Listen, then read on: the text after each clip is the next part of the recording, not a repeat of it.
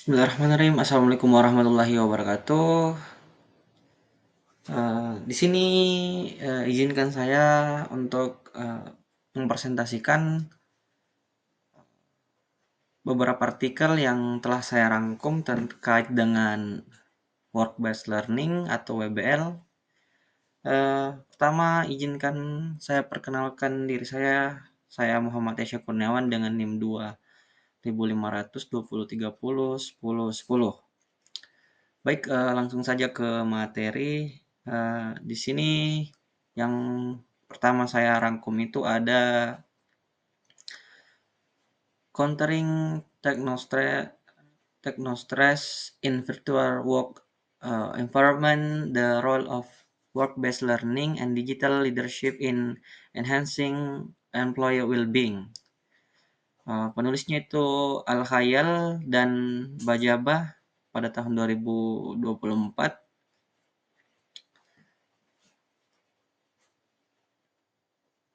Baik, di sini tema pada artikel ini yaitu meneliti tentang dampak teknostress atau stres akibat penggunaan teknologi berlebihan terhadap kesejahteraan karyawan dalam lingkungan kerja virtual, serta peran pembelajaran berbasis kerja atau work-based learning dan kepemimpinan digital sebagai faktor penyangga.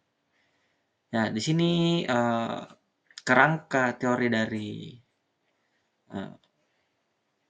jurnal ini yaitu menggunakan Job Demand Resort atau JDR teori, di mana teknostress dipandang sebagai job demand atau tuntutan pekerjaan, sedangkan work-based learning dan digital leadership capability sebagai job resources atau sumber daya pekerjaan.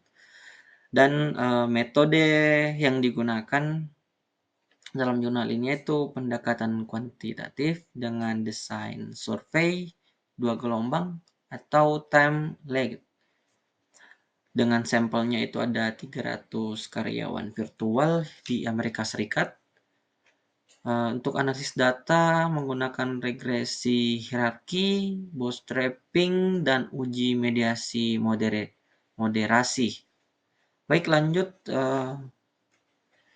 Pada slide selanjutnya ada temuan utama teknostress berdampak negatif di sini yang cukup signifikan terhadap kesejahteraan karyawan. Dampak tersebut juga dimediasi oleh kelebihan kerja atau work exhaustion. Work-based learning di sini mengurangi hubungan positif antara teknostress dan kelelahan kerja. Lanjut, kepemimpinan digital melemahkan hubungan negatif antara kelelahan kerja dan kesehatan dan kesejahteraan. Lanjut, kombinasi keduanya secara signifikan meredam efek tidak langsung teknostress terhadap kesejahteraan. Untuk implikasi di organisasi itu perlu mendorong pembelajaran yang cenderung kontekstual di tempat kerja atau refleksi, eksperimen, serta kolaborasi. Lalu organisasi juga melatih pemimpin dalam kompetensi digital atau komunikasi etis, agility, dukungan emosional. Lanjut, organisasi juga perlu mengintegrasikan sumber daya kerja untuk melindungi kesejahteraan karyawan di era kerja virtual seperti saat ini. Mungkin untuk artikel atau jurnal ini sudah selesai. Saya akan lanjut ke jurnal kedua, yaitu Pioneer of Professional Frontiers atau The Experiment of Autistic Student and Professional Work-Based Learning. Penulisnya itu adalah Sullivan pada tahun 2023 dengan jurnal. Lanjut. Adapun temanya di sini mengeksplorasi pengalaman mahasiswa autistik selama menjalani pembelajaran berbasis kerja atau work-based learning atau WBL dalam program studi profesi seperti kepolisian, jurnalistik, psikologi klinis, dan lain-lain. Untuk kerangka teorinya itu menggunakan pendekatan fenomenologis dan perspektif sosial tentang disabilitas. menentang model defisit medis dan menyoroti di sini menggunakan pendekatan fenomenologis dan perspektif sosial tentang disabilitas, menentang model defisit medis dan menyoroti ableisme struktural di tempat kerja. Serta untuk metodenya di sini menggunakan studi kualitatif fenomenologis, implementatif atau interpretatif fenomenologic analysis. Sampelnya ada 5 mahasiswa autistik dari berbagai program profesi di Inggris. Untuk pengumpulan data di sini menggunakan wawancara semi terstruktur via Skype atau tatap muka. Lanjut ke slide. Di sini ada temuannya itu ableisme korporat versus keterbukaan rekan kerja. Institusi sering menolak penempatan karena stereotip tentang autisme. Namun rekan kerja individu justru sering responsif atau sering mendukung di sini, memberikan respon yang mendukung begitu. Lanjut untuk yang bagian kedua, ada biaya tinggi dari kamuflase sosial. Mahasiswa autistik terpaksa menyembunyikan identitas mereka untuk tampak normal. Jadi mahasiswa ini cenderung bersembunyi dari dunia,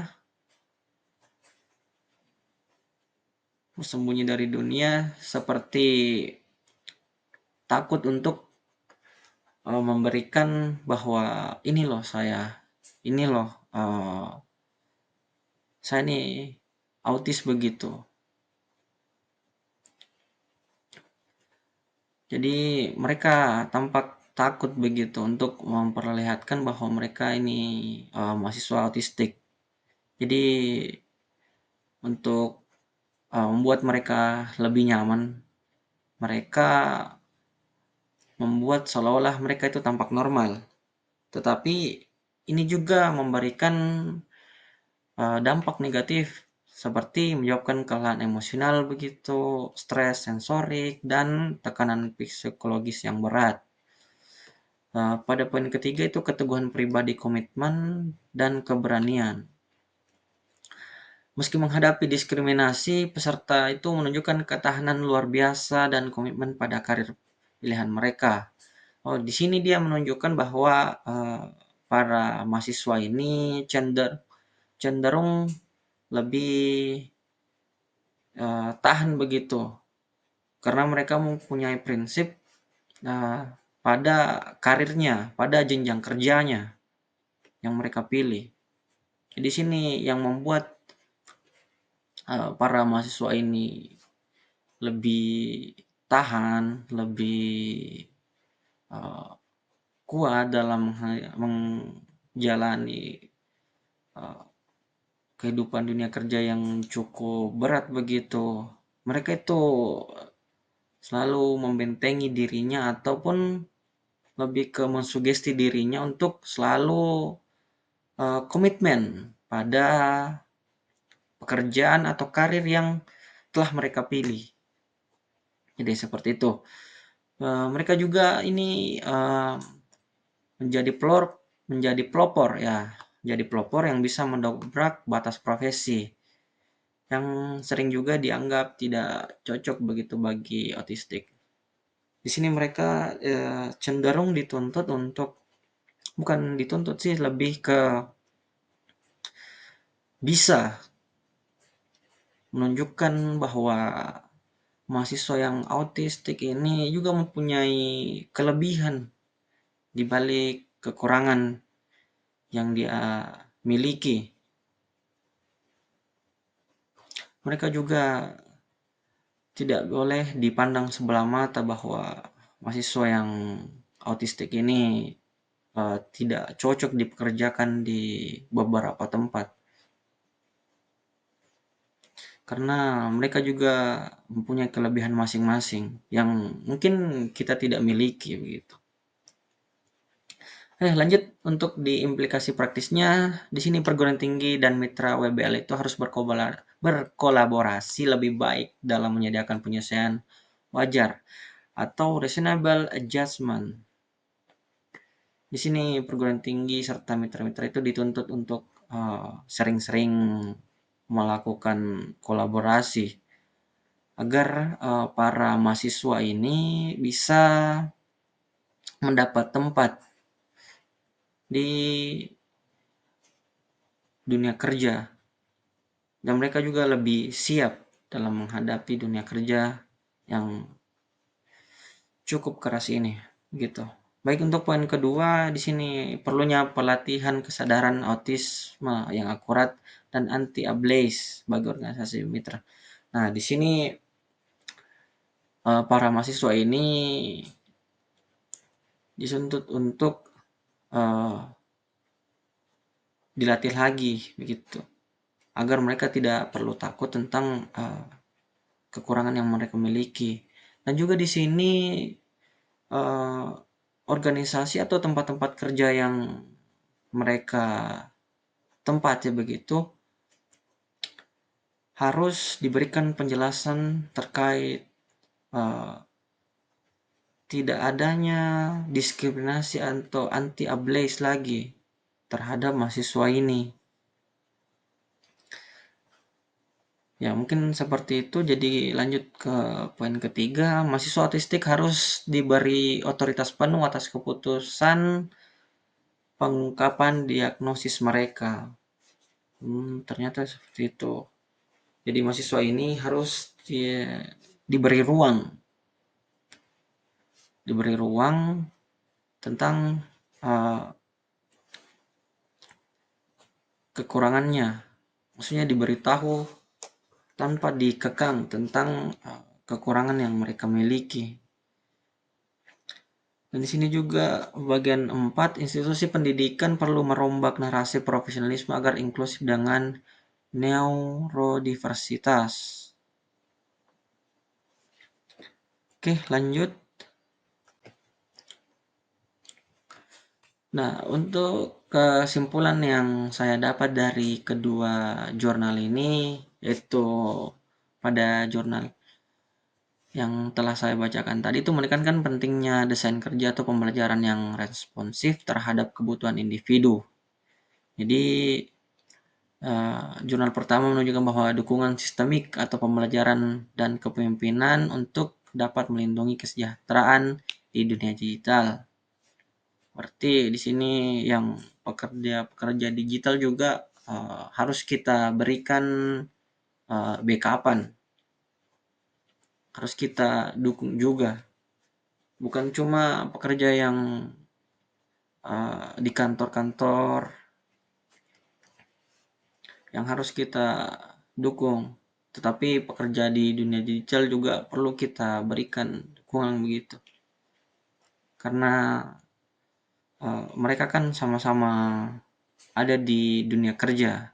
Yang membedakan cuma ada yang di langsung di kantor dan ada yang di dunia digital. Nah, lanjut untuk jurnal kedua itu mengingatkan bahwa inklusi sejati memerlukan penghapusan prasangka struktural dan penghormatan terhadap perbedaan neurologis.